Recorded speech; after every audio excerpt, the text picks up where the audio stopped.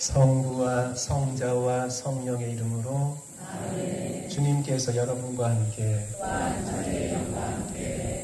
안녕하세요. 오늘 저희 동창 신부와 함께 이렇게 저희 풍성성당에서는 어떻게 오신 거 말고 동당성당에서는 처음으로 야외 인사를 하게 되십니다. 신학교에서 7년 동안 같이 먹고 자고 살았어요. 그래서 저는 뭐 이렇게 가깝기도 하지만 늘 존경하고 그리고 너무 열심히 사시는 분이고 일단 잘생겼잖아요. 그렇죠? 그 신학교 7년 동안 혼자 장학금을 다 탔어요. 이게 좀 짜증나긴 한데 다 지난 일이고 병점 성당이 올해 40주년이라고 8월 달에 행사를 하셨죠. 그리고 이렇게 풍선회까지 오셔서 더 뜻깊은 40주년이 될 거고 저도 뭐 비록 분당신부는 아니지만 얘가 분당신부니까 저도 거의 분당신부예요. 그래서 되게 마음이 편하고 반갑습니다. 그리고 서울 잠실, 서울 태릉, 수원 소화동, 서울 방화삼동 신자들도 다 어디 계시죠? 네, 반갑습니다. 오늘 그리고 저기 연미사 돌아가신 부모님, 조상님들, 지인들, 친척들, 은인들 하나님의 자비를 청하고 하나님의 축복이 필요한 생리사 그분께서 허락해 주시고 잘 이끌어 줄 거라고 믿습니다. 다 불러줄 수 없는데 우리 지향을 하나님께서 기억하실 거예요. 그리고 이사 끝나고 사자간에 가서 몇 번씩 다시 보니까 그렇게 읽어주지 않아도 되죠? 네, 감사합니다. 형제 여러분 구원의 신비를 합당하게 거행하기 위하여 우리의 죄를 반성하시고 주님께서 여러분과 함께 마테오가 전한 거룩한 복음입니다.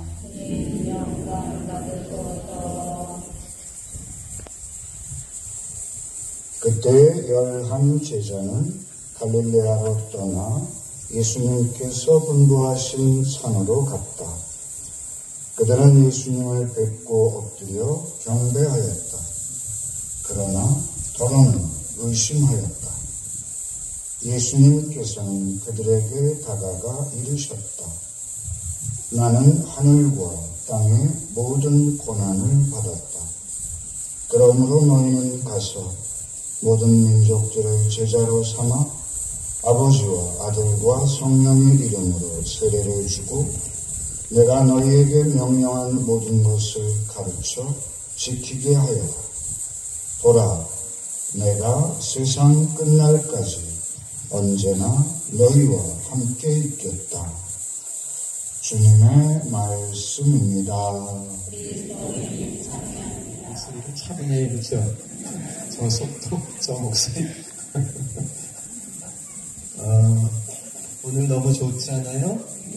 이렇게 야외에서 미사하는 것이 1년에 몇 번 안 되는데 병점 성당에서 온다고 그러길래 했으면 좋겠다는 생각을 했어요.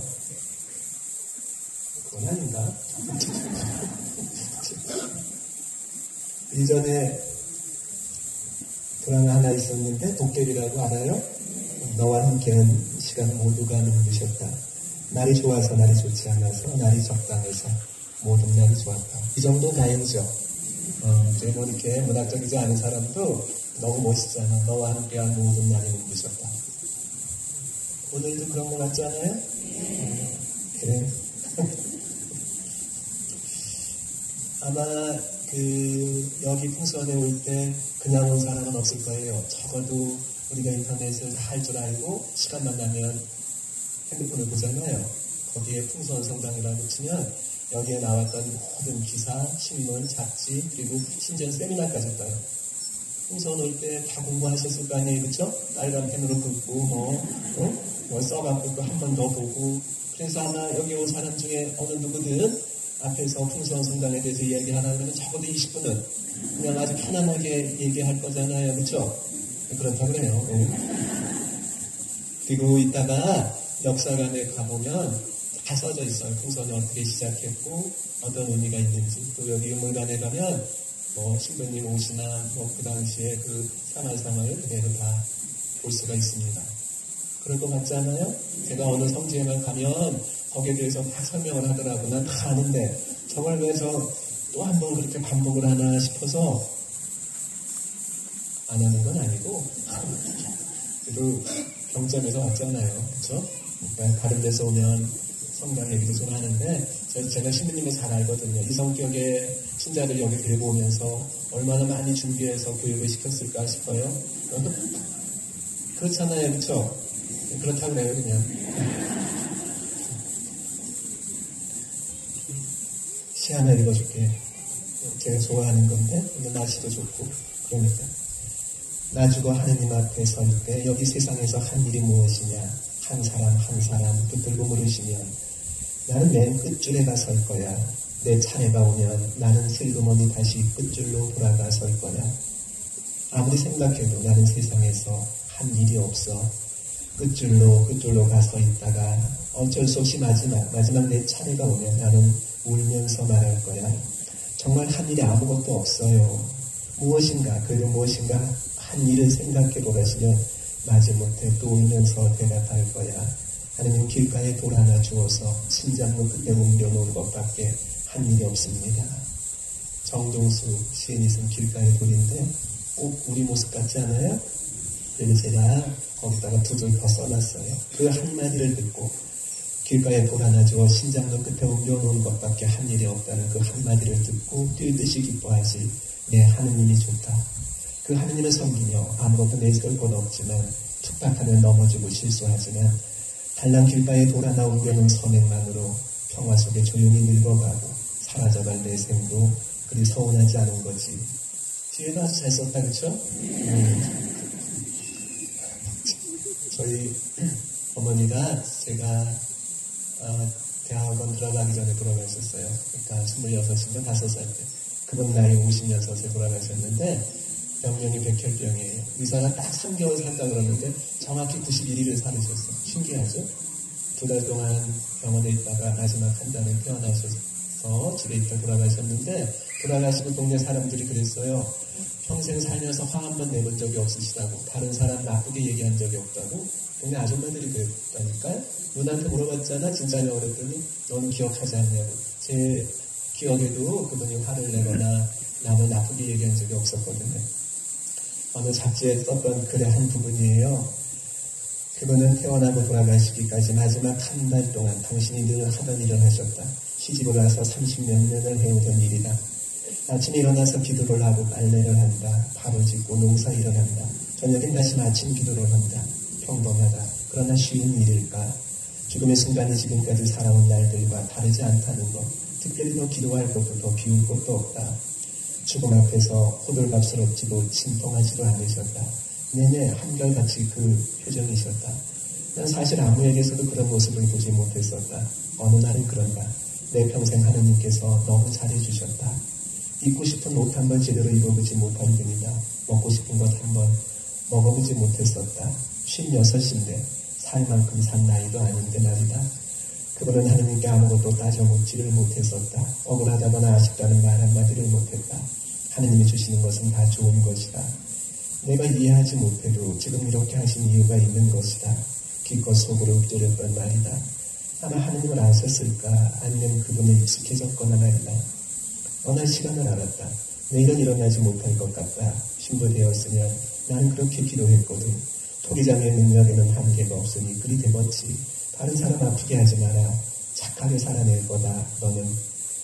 당신 속내를 그대로 드러낸 말씀이다. 그분은 다른 사람 아프게 하는 것을 죽기보다 더 싫어하셨다. 그들은 동시에 또 다른 나이기도 하니까. 그것이 당신의 인생 철학이다. 그 마지막 말이 나에게는 어느 누구의 가르침보다 더 크고 깊다. 아무도 알아주지 않았던 삶이다. 화려하거나 어디 내보일 것 없었던 소박한 인생이다. 누구에게 화 한 번 내지 못했었고 큰 소리 한 번 쳐보지 못한 못난 분이다. 기껏 벌레들이나 잡초들이 그의 말을 알아들었을까. 그러나 그 소리 없는 평범한 일상이 나에겐 연민이 아니라 선망이다. 향기가 배어나는 사람의 가슴 속에 커다란 상처 하나쯤 있다던가 잘 익은 상처에선 꽃향기가 나는 것보다 고달팠던 그 삶이 준 선물인지도 모른다. 그분을 생각하면 지금도 꽃향기가 난다. 시골에서 9시, 10시까지 일하고 새벽 4시는 또 일어나서 일해야 돼요. 애 넷을 키우려니 없는 농부에. 그쵸? 그래도 그 말이 많아요. 내 평생 하느님께서 너무 잘해주셨다. 요한 23세가 돌아가실 때 아마 비서가 벽에 걸려있는 십자가를 가리고 있었나 봐요. 교황님이 그럽니다. 자네가 내 십자가를 가리고 있어. 비서가 말을 합니다. 교황님의 삶은 오늘이 마지막이 될 겁니다. 오늘 천국으로 가셔서 하느님 옆에 계시게 될 겁니다. 너는 그렇게 기쁜 이야기를 나에게 들려주면서 왜 묻느냐. 여길 봐요. 여길 봐. 평소 그렇게 강하게 빚었던 내 비서가요. 가장 아름다운 말을 하면서 슬피 울다니. 울지 말게라. 인생은 순례야. 하늘로 가는. 여기에 잠깐 머물렀다가 떠나는 거지. 너는 그렇게 기쁜 이야기를 나에게 들려주면서 왜 우느냐.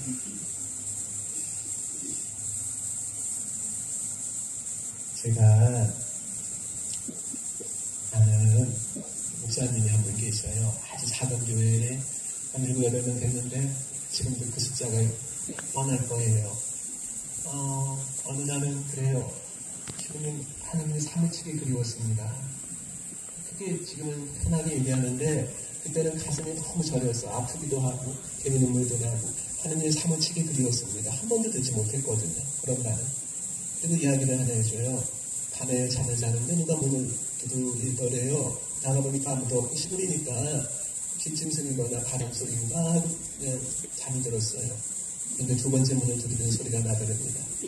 문을 열어보니까 아무도 없고 그 순간 예수님이 나에게 올 일도 없죠. 와서도 안 되고 올 필요도 없고 아무 이유가 없어요.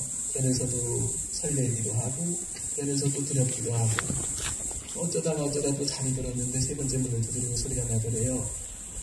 잠옷바람에 문을 벌컥 열었더니 마당에 작은 글씨가 써져 있고 그 글씨가 불에 타고 있고 지성은 전혀 닿을 수 없는 말은 전혀 표현할 수 없는 그게 맞을 거예요.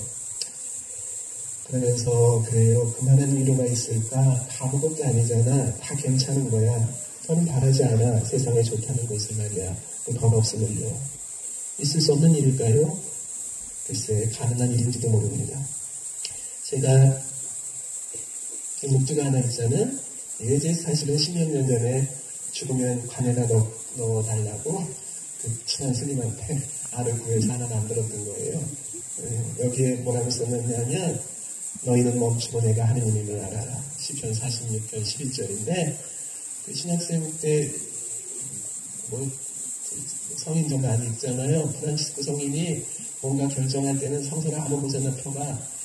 그래도 저는 그 따라 해본 게 몇 번 있거든요. 그러니까 갈 길을 모르겠으니까 그냥 성서를 씩 던졌는데 이게 눈에 띄더라고.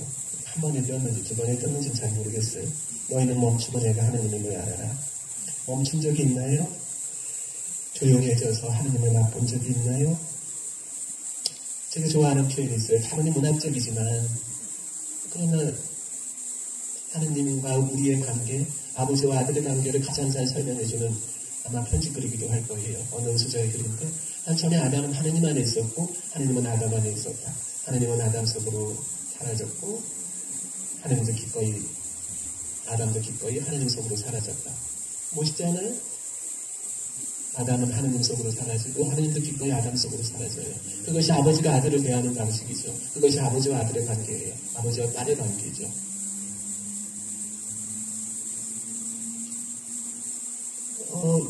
아줌마가 있었는데 제가 시골에 있을 때 그냥 아줌마 아저씨라고 불러요. 뭐 형제님 자매님 하면 100명도 안 되는데 무슨 어려지고 형제 자매야 그냥 아줌마 아저씨지. 연상 안에 들면 그냥 형님이고 남자한테는 그러는데 그게 더 편해요. 그 아줌마가 어느 날 뛰어왔어.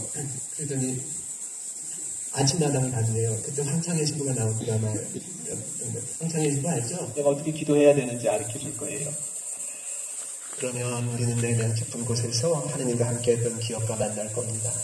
아담은 하느님 안에 있었고 하느님은 아담 안에 있었잖아요. 모든 것이 하나였던 그곳이 얼마나 근사했고 함께 불렀던 노래가 얼마나 아름다웠고 내가 얼마나 그 모든 것을 사랑했는지 우리는 모두 집으로 돌아가기를, 근원으로 돌아가기를, 참된 자신으로 돌아가기를 갈망합니다. 그것은 다시 바다로 돌아가기를 갈망하는 물방울과도 같아요. 복음의 기쁜 소식이 뭘까요? 응? 복음의 기쁜 소식.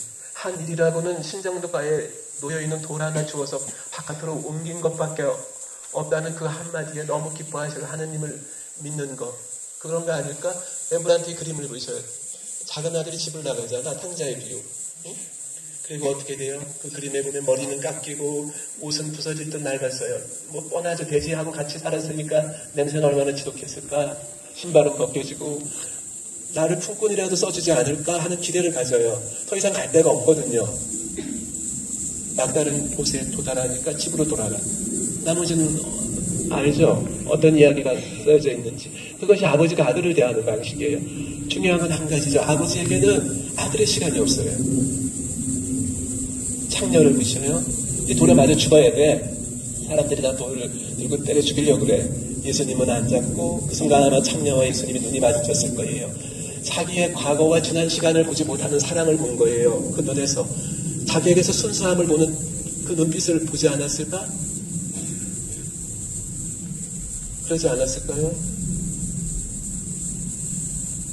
사랑은 사랑 아닌 걸 이해하지 못하는 거예요.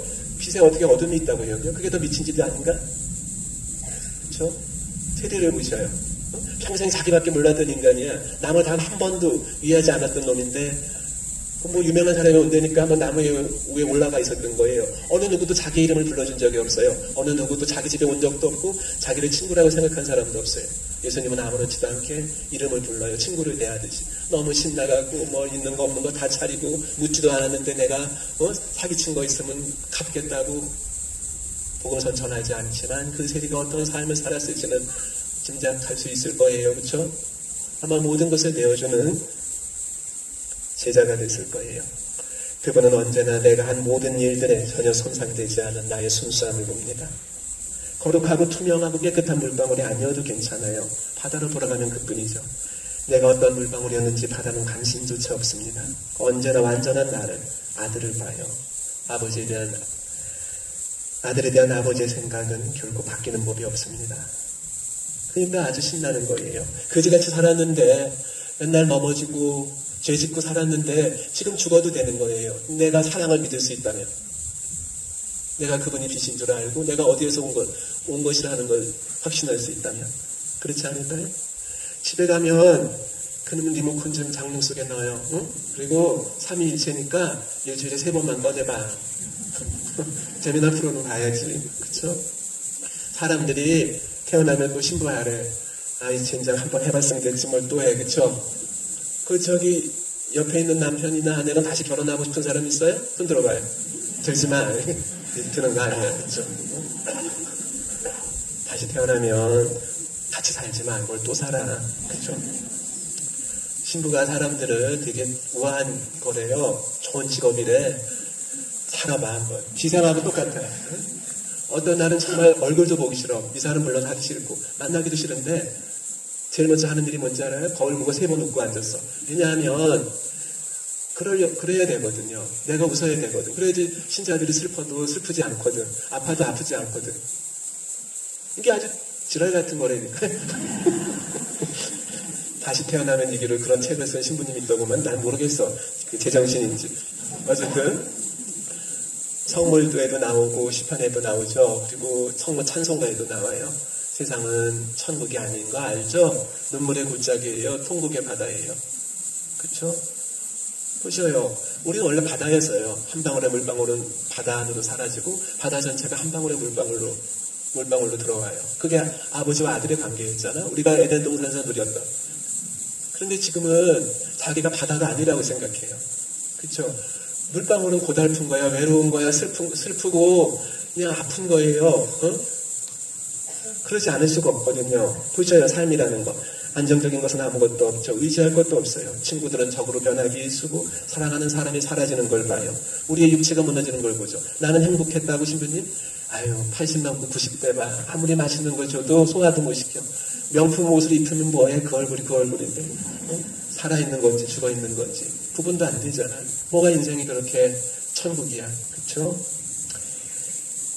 어느 날 제가 10몇 년도 더 지났는데 이런 고백을 한 번 했었어요. 나는 무슨 일이 있어도 괜찮은 거였다.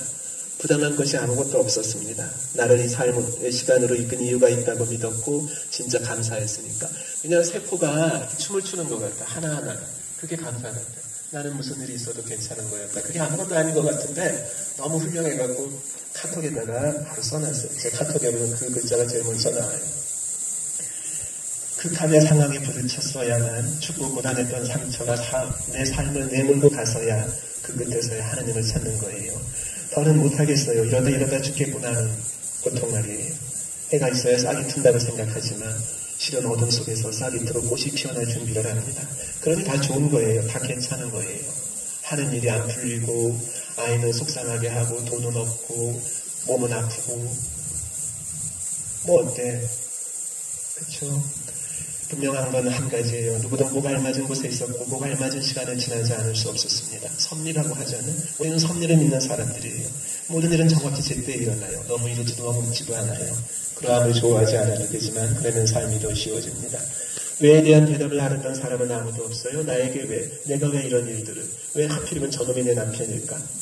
유일하게 진실한 대답이 뭘까요? 왜냐하면이에요. 왜냐하면 그이가 내 남편이니까. 왜냐하면 그 일을 내가 겪었으니까. 왜냐하면 그렇죠? 별들이 왜 반짝일까요? 왜냐하면 별들은 반짝이는 거거든요. 진실은 하나예요. 고통을 축복으로 받아들이는 거죠. 어둠이 빛으로 변한다는 걸 믿는 거예요. 나는 목 알맞은 시간에 목 알맞은 방법으로 거기 있었고 그 시간을 지나올 수밖에 없는 것. 별들이 왜 반짝일까요? 왜냐하면 별들이 반짝이니까요. 그리고 나서 너무 벅차서 일기도 썼잖아요. 솔직히 한 10페이지 쓴 것 같은데 그 중에 한 부분만 읽어드릴게요. 나는 무슨 일이 있어도 괜찮은 거였다. 사는 게 뭐 거창한 거 아니잖아. 내일 보는 사람에게 조금 더 따뜻한 마음으로 대할 거다. 어제보단 오늘 조금 더 허용할 거고 조금 더 내려놓을 거다. 못난 것들 속에 숨어있는 거룩함을 볼 거고 그래서 풀속 작은 벌레도 살아갈 의미가 있음을 말해줄 거다. 다 괜찮았어. 충분히 다 좋았던 거야. 그래, 가끔은 그럴지도 몰라. 아마도 돈이 좀 넉넉하길 바라기도 하겠지. 냇물 흐르는 외딴 곳에 작은 집 하나 갖고 싶거든. 그러나 괜찮아.